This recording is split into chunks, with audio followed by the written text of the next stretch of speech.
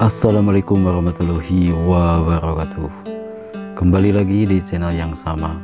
Kali ini saya kembali akan membahas tentang pejuang kemerdekaan di Garut ya.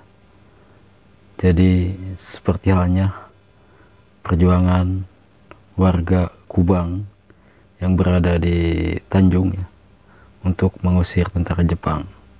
Dan ini kejadiannya di Jalan Pasopati, Leuwigong, tepatnya di Desa Dungosiku, Leuwigong.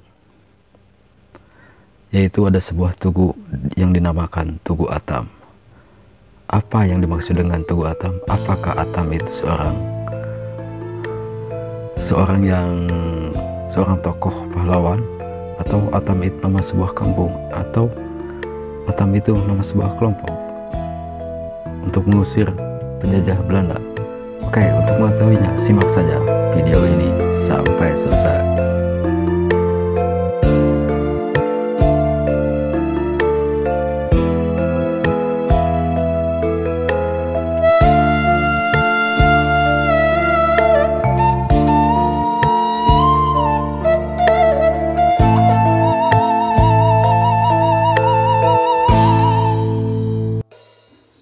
Sebagai daerah yang kental akan nilai sejarah, Garut memiliki banyak monumen bersejarah yang menjadi saksi bisu peristiwa masa lampau. Salah satunya adalah Monumen Perjuangan Leuwigong atau Tugu Atam yang terletak di Jalan Pasopati, Dungosiku, Leuwigong, Kabupaten Garut. Monumen ini berdiri pada tahun 1978 atas prakarsa pimpinan pemerintahan dan tokoh masyarakat Desa Leuwigong. Tujuannya adalah untuk memperingati pertempuran pejuang Indonesia menghadapi pasukan Belanda ketika terjadi agresi militer Belanda yang pertama.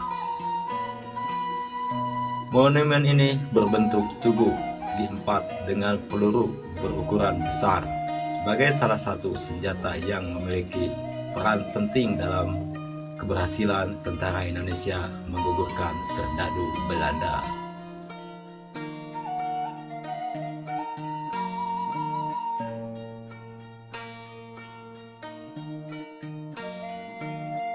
Menurut sejarahnya, agresi militer Belanda terjadi pada tanggal 21 Juli 1947. Dalam peristiwa tersebut, serdadu Belanda menguasai hampir seluruh wilayah di Jawa Barat. Serangan pasukan Belanda ke Garut berlangsung sejak tanggal 4 Mei. Serangan pasukan Belanda ke Garut berlangsung sejak tanggal 4 Agustus 1947 oleh serdadu Belanda yang bergerak dari arah Bandung.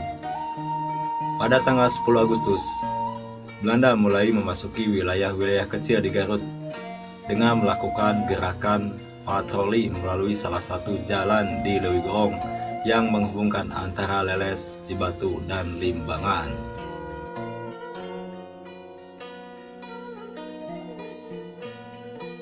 Kemudian, pada akhir Agustus 1947, pasukan TNI dari Batalion 31, Barisan Benteng Republik Indonesia atau BBRI, pasukan Kuda Putih, Hizbullah, dan lain-lain mulai menduduki wilayah Leuwigong untuk saling berjaga.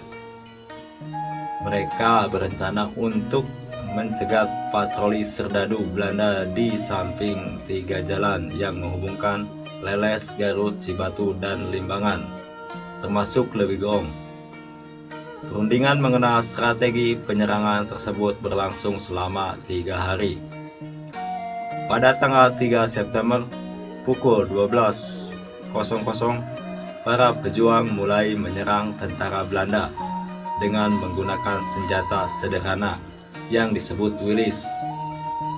Lalu, begitu konvoi truk tentara Belanda datang, pertempuran pun berlangsung dan sebuah truk Belanda terjerembab ke selokan dan beberapa dari mereka gugur tertembak.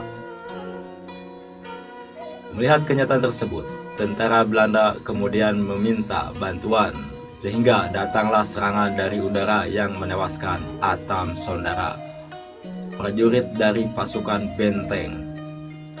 Ia gugur setelah berhasil mengarahkan pasukan dengan semangatnya di garda terdepan.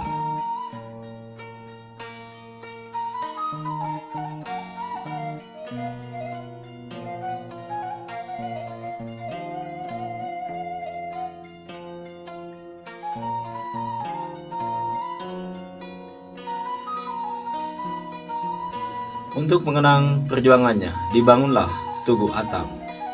Pada bagian depan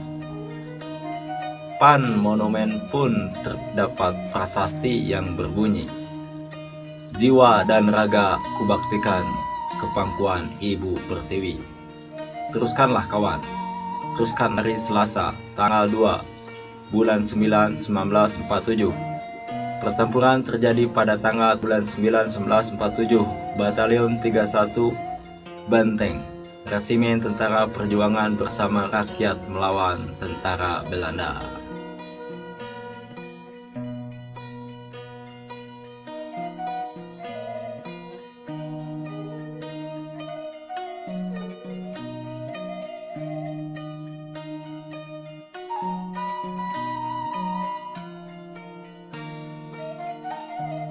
Demikian kisah tentang perjuangan yang berada di Lewigorong, tepatnya di Jalan Pasopati ya. Dan di sana ada sebuah tugu yang bernama Tugu Atam. Ternyata Atam itu nama orang ya, nama seorang pejuang yang gigih berani memimpin pasukannya untuk menghadang Belanda masuk ke daerah Lewigorong ya, daerah Lewigorong ya.